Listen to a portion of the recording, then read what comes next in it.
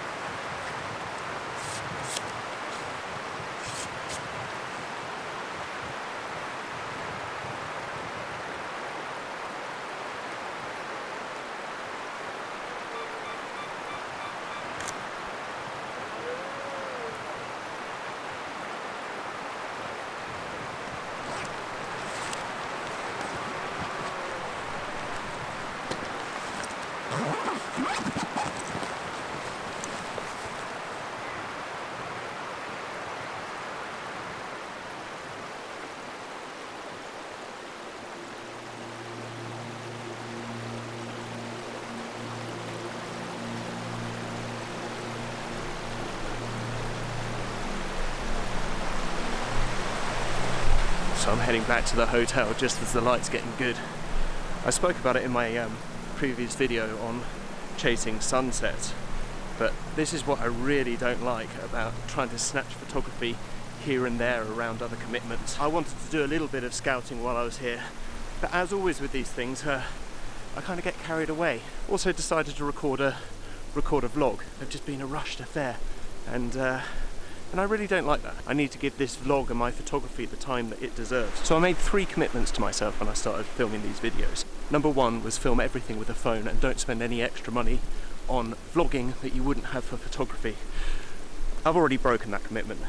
After recording the Snowdonia trip, I realised that sound quality was essential to making the vlog fully immersive. So spent a little bit of money on that, and then while I was at it, I also decided to upgrade the recording equipment because I wasn't happy with the time lapses or the nighttime shooting ability of my Google Pixel. I don't think I was ever seriously going to stick with that commitment.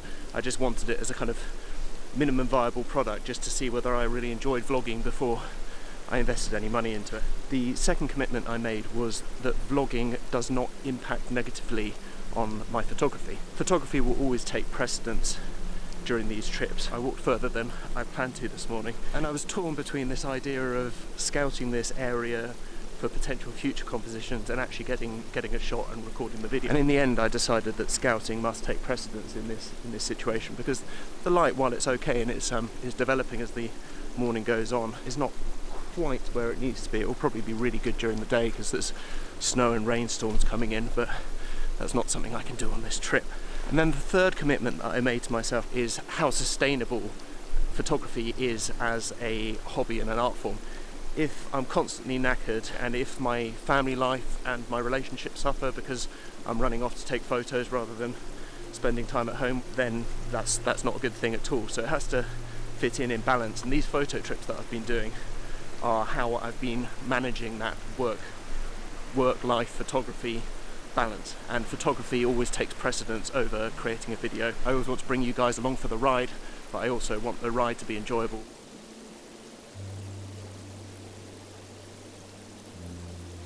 I owe you an apology for that piece to camera. I don't know what happened to the autofocus there, but it goes to support my point. Photography requires a lot of focus, and if I want to enjoy documenting my trips, I need to give this the time it deserves. The aurora failed to materialise while I was in the Cairngorms. I guess it was always a long shot, but even with the northern lights above, I don't think this composition of the road would have given me any joy.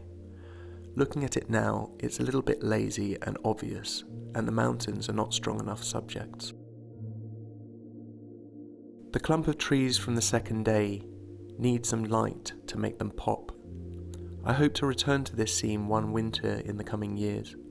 I picture a blue hour, minimalist shot in deep snow. My favourite subject from the morning is one that I found after I'd abandoned filming and was hiking and scouting.